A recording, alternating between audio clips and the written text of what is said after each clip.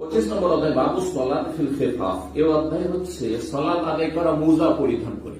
খেফাফ খুফুনের বহুবচন, আল খুফ আল্লাযী ইউসনা মিনাল জিলদ। চামড়ার মোজাকে খুফ বলা হয় বা খেফাফ বলা হয়। আর কাপড়ের মোজাকে যে কোনো কাপড় হোক না কেন, সুতি হোক কোন হোক, সেটাকে জওরব বলা হয়। এটা কি বলা হয়? জওরব বলা হয়।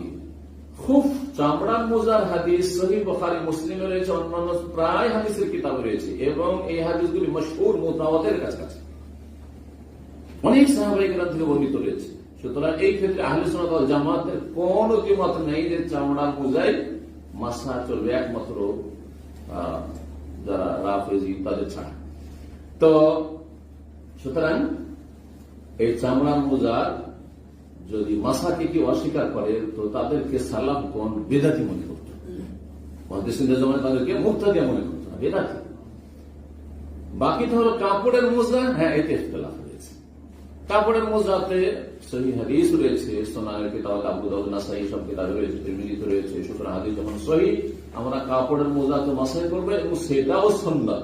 এটা হানাফি মাযহাব এই কাপড়ের মোজার মাসা মানে না, যার ফলে তারা দেখলে কি করে, এরা আবার কেমন মুসলমান হইল, আমরা ইসলাম থেকে দিবে খারিজ করে ফিকহি মাসলার জন্য। অথচ সহিহ হাদিস রয়েছে। হতে পারে ইমাম সাহেবের কাছে হাদিসগুলো আবু দাউদ, নাসাঈ হাদিস পৌঁছেনি, সেই জন্য তিনি ফতোয়া দেননি। কিন্তু যখন আপনাদের কাছে পৌঁছিল, তা আপনাদের জন্য ফরজ হয়ে গেছে। মুকাল্লিদ হয়ে দল কানা হওয়া আর মযহাবের কানা হওয়া জায়েজ নাই। সাহাল হাদিস সহিহ হাদিস পেলে আমার মজায় আমার রাহিমাহুল্লাহ বলেছেন। সুতরাং কাপড়ের মোজাতেও মাসে চলবে। ছিঁড়া ফাটা, এই ক্ষেত্রে অনেক বাড়াবাড়ি করে, ছিঁড়া তাহলে মোটেই চলবে না। সাহাবায়ে সব বড় বড় ধনী ছিলেন, একটু ছিঁড়লে আর কোন মোজা ব্যবহার করতেন নাকি? আর এখনকার যুগে আমরা ছিঁড়া মোজা অনেক সময় ব্যবহার করি, চলুক 10 দিন চলুক, করছি না অথচ অভাব না, ইচ্ছা করলে বদলে দিতে পারবেন। তাহলে সাহাবায়ে যে এত অভাব ছিল, খাবার জুটত না, খেজুর পানি আর সেই যুগে নতুন নতুন মোজা করতেন।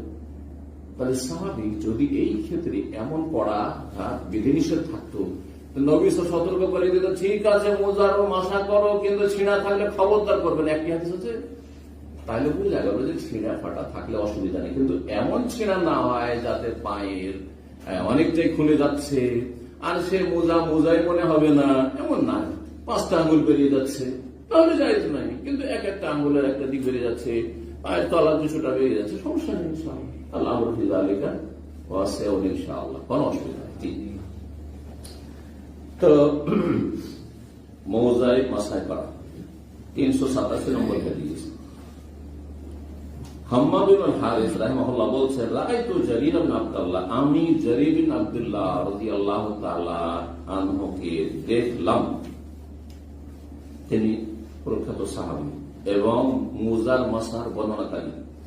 বালা পেশাব করলেন, সুম্মা তাওয়াদ্দা তারপর ওযু করলেন, ওয়া মাসাহা আলা খুফাইহি দুই মোজার উপর মাসাই করলেন, চামড়ার মোজা ছিল।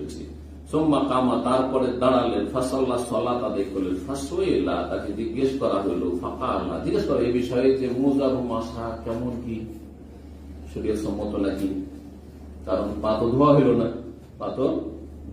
না, তো বলছেন তিনি, রাআইতু নবী সাল্লাল্লাহু আলাইহি ওয়াসাল্লাম, আমি নবী সাল্লাল্লাহু আলাইহি ওয়াসাল্লামকে দেখেছি, সানা মিসলা হাযা এমনটা করতে, মানে এইরকম মোজার মাসা করতে দেখেছি। কালা ইব্রাহিম, ইমাম ইব্রাহিম তাইমি রাহিমাহুল্লাহ বলছেন, ফাকানা ইউজিবুহুম, এই জন্য সালাফদেরকে তাবেঈনদেরকে এই হাদিসটি খুব পছন্দ লাগতো, বা সাহাবায়ে কেরামদের যে এই আমলটি খুব পছন্দ লাগে। ইউজিবুল মাসআলাল খুফাইন হুম, এই তাবেঈনদেরকে মোজার মাসার বিষয়টি খুব পছন্দ লাগতো। কেন? তারা এটা মনসুখ মনে করতেন না, রহিত হয়ে গেছে এমন কিছু নাই, বরং এটি সুন্নাত বহাল আছে। লিআন্না জারীরান কানা মিন আখির মান আসলাম, কারণ জারীর বিন আব্দুল্লাহ রাদিয়াল্লাহু তাআলা আনহু শেষ দিকে একেবারে ইসলাম গ্রহণ করেছেন। এটা বলার উদ্দেশ্য হচ্ছে যদি রহিত হয়ে যেত, মানসুখ হয়ে যেত, তাহলে এটা অনেক আগের ঘটনা হইতো, আর পরে অন্য কোন আমল দেখা যেত যে আর নবী সাহাবায়ে কেরামগণ তারা মাসাই করেনি, এমনটা না।